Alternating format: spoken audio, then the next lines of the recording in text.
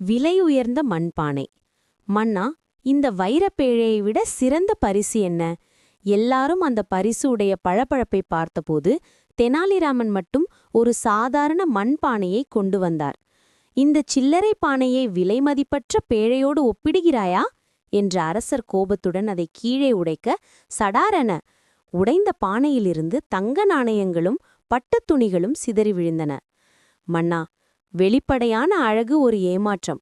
ஆனால் இந்த பானையின் உள்ளே இருந்த உண்மைதான் நிஜமான செல்வம்.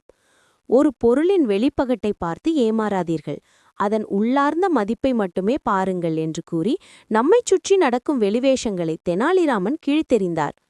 இந்த கதையில் உங்களுக்கு பிடித்த விஷயம் எது? கமெண்டில் சொல்லுங்க. நீதி: ஒரு பொருளின் அல்லது மனிதனின் உண்மையான மதிப்பை அதன் வெளிப்புற தோற்றம் மற்றும் பகட்டை கொண்டு மதிப்பிடக்கூடாது. உள்ளார்ந்த தரம் மற்றும் உண்மையே மிக முக்கியமானது. மேலும் இது போன்ற கதைகளுக்கு சேனலை சப்ஸ்கிரைப் பண்ணுங்க, லைக் போடுங்க. தேங்க்யூ.